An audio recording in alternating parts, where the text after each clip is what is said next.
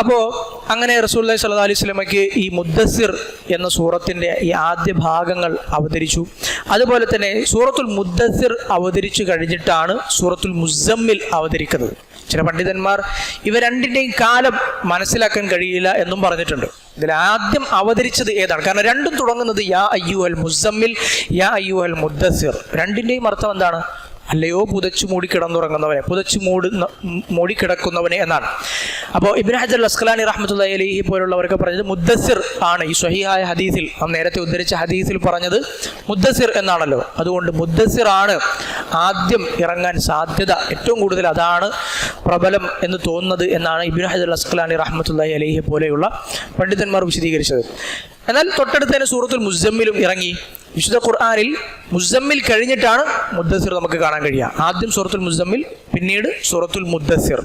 മുസമ്മിലിൻ്റെ തുടക്കം നമ്മൾ പരിശോധിക്കുക. ഈ ആദ്യമായി ഇറങ്ങിയ വഹീനെ സംബന്ധിച്ച്, ഈ ആയത്തുകളെ സംബന്ധിച്ച് നമ്മൾ ഇവിടെ പറയാറുള്ള കാര്യം എന്താണെന്ന് വെച്ചാൽ, അതിന് പിന്നിലുള്ള കാര്യം, ആദ്യം ഇറങ്ങുന്ന വഹി എന്ന് പറയുന്നത് ഏറ്റവും പ്രധാനപ്പെട്ട കാര്യങ്ങൾ തന്നെയാവും.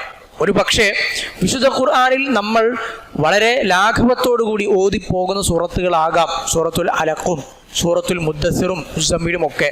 പക്ഷേ ഈ ലോകത്ത് അന്ത്യനാൾ വരെ ആളുകൾ പിന്തുടരേണ്ട ഒരു വിശുദ്ധ ഖുർആൻ അവതരിപ്പിക്കുമ്പോൾ, അന്ത്യപ്രവാചകനെ അല്ലാഹു സുബ്ഹാനഹു വ തആല നിയോഗിക്കുമ്പോൾ ആദ്യം കൊടുത്ത കാര്യങ്ങൾ, ആദ്യം പഠിപ്പിച്ച കാര്യങ്ങൾ, ആദ്യം വഹിയായി നൽകിയ കാര്യങ്ങൾ ഇതാണ് എന്ന് മനസ്സിലാക്കുമ്പോൾ അതിൻ്റെ പ്രാധാന്യം കൂടുതൽ നമുക്ക് ബോധ്യപ്പെടും. സൂറത്ത് മുസമ്മിലൂടെ അല്ലാഹു സുബ്ഹാനഹു വ തആല പറയുന്നത് ചില കൽപ്പനകളുണ്ട്. യാ അയ്യുഹൽ മുസമ്മിൽ, അല്ലയോ പുതച്ചു മൂടിക്കിടക്കുന്നവനെ, ഖുമിൽ ലൈല ഇല്ലാ ഖലീല, എഴുന്നേൽക്കുക. മറ്റതിലും സൂറത്തുൽ മുദ്ദസ്സിലും എഴുന്നേൽക്കുക എന്ന പദമാണ്, എഴുന്നേൽക്കുക. ഇതിൽ പറയുന്നത് ഖുമിൽ ലൈല ഇല്ലാ ഖലീല, രാത്രി എഴുന്നേറ്റ് നിസ്കരിക്കുക എന്നതാണ്. ഖുമിൽ ലൈല ഇല്ലാ ഖലീല നിസ്ഫഹു അവിൻ ഖുസ് മിൻഹു ഖലീല, രാത്രിയിൽ കുറച്ച് ഭാഗം, അല്ലെങ്കിൽ രാത്രിയുടെ പകുതി, അല്ലെങ്കിൽ പകുതിയിൽ നിന്ന് കുറച്ച്, അങ്ങനെയെങ്കിലും നിസ്കാരം നിർവഹിക്കുക എന്ന് തുടങ്ങിക്കൊണ്ടാണ് അല്ലാഹു സുബ്ഹാനഹു വ തആല സൂറത്തുൽ മുസമ്മിൽ തുടങ്ങുന്നത്. അതുകൊണ്ട് തന്നെ ഈ സൂറത്തുൽ മുസമ്മിൽ അവതരിച്ചതോടുകൂടി ഇസ്ലാമിക ശരീഅത്തിൽ പുതിയതായ ഒരു നിയമമുണ്ടായി, അഥവാ രാത്രി നിസ്കാരം. രാത്രി നിസ്കാരം ഇപ്പോഴും ഉണ്ട് എന്ന് നമുക്കറിയാം. പക്ഷെ അന്നുണ്ടായ നിയമം ഇതല്ല, അള്ളാഹുവിൻ്റെ കൽപ്പനയാണ്. അന്ന് രാത്രി നിസ്കാരം നിർബന്ധമായി. അന്ന് മുതൽ, സൂറത്തുൽ മുസമ്മിൽ മുതൽ പ്രവാചകൻ്റെ കൂടെയുള്ള ആളുകൾക്കും പിന്നീട് രാത്രി നിസ്കാരം നിർബന്ധമാണ്. മറ്റ് നിസ്കാരങ്ങളൊന്നും നിർബന്ധമായിട്ടില്ല, രാത്രി നിസ്കാരം നിർബന്ധമാണ്. ഒന്നുകിൽ രാത്രിയുടെ പകുതി, അല്ലെങ്കിൽ രാത്രിയിൽ നിന്ന് കുറച്ച് ഭാഗം, ഒന്നുകിൽ പകുതിയിൽ കൂടുതൽ, ഏറ്റവും ചുരുക്കിയത് പകുതിയിൽ നിന്ന് വേണമെങ്കിൽ കുറയ്ക്കാം, അല്പം കൂട്ടാം, ഒരു പകുതി ഏകദേശം. അത് ക്ലോക്കും മറ്റു സംവിധാനങ്ങളും ഇല്ലാത്തത് കൊണ്ട് തന്നെ നിസ്ഫഹു അവിൻ ഖുസ് മിൻഹു ഖലീല, ഒന്നുകിൽ പകുതി, നിസ്ഫ് പകുതി, അല്ലെങ്കിൽ അതിൽ നിന്ന് കുറച്ച് കുറയ്ക്കാം, അല്ലെങ്കിൽ ഔസിദ്, അല്ലെങ്കിൽ കുറച്ച് കൂട്ടാം. അങ്ങനെ ഒരു പകുതിയെങ്കിലും നിസ്കരിക്കണം, അത് നിർബന്ധമായിരുന്നു. അതുകൊണ്ട് തന്നെ പ്രവാചകനും അന്ന് ആദ്യകാലത്തുണ്ടായിരുന്ന സ്വഹാബികളും കാലിൽ നീര് കെട്ടുവോളം നിന്ന് നിസ്കരിച്ചു എന്ന് നമുക്ക് കാണാൻ കഴിയും. പിന്നീട് ഒരു വർഷത്തോളം കഴിഞ്ഞിട്ടാണ് രാത്രി നിസ്കാരം മുസ്ലിം ഉമ്മത്തിന് ഫർളല്ലാതായി മാറുന്നത്. ആയിഷ റളിയല്ലാഹു അൻഹയോട് സഅദ് ഇബ്നു ഹിഷാം റളിയല്ലാഹു അൻഹു ചോദിക്കുന്നത് കാണാൻ കഴിയും.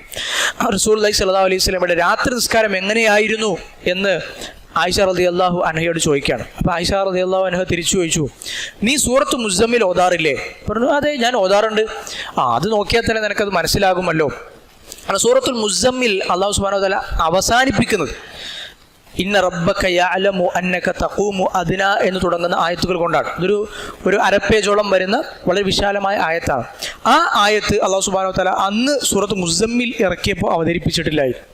അത് ഒരു കൊല്ലം കഴിഞ്ഞിട്ടാണ് അവതരിപ്പിക്കുന്നത്, സൂറത്ത് മുസമ്മിലെ അവസാനത്തെ ആയത്ത്. കാരണം എന്താ?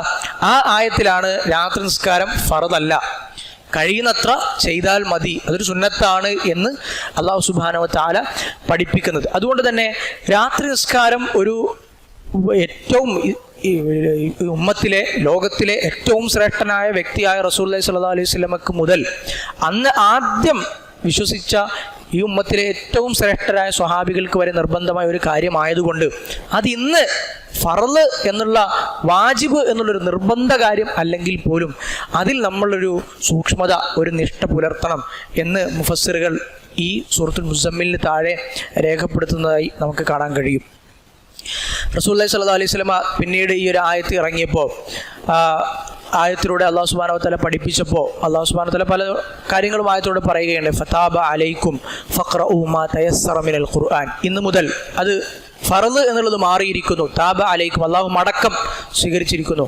ഫഖ്റഊ മാ തയസ്സറ മിനൽ ഖുർആൻ. ഖുർആനിൽ നിന്ന് എന്താണോ നിങ്ങൾക്ക് കഴിയുന്നത് അത് നിങ്ങൾ ഓതുക.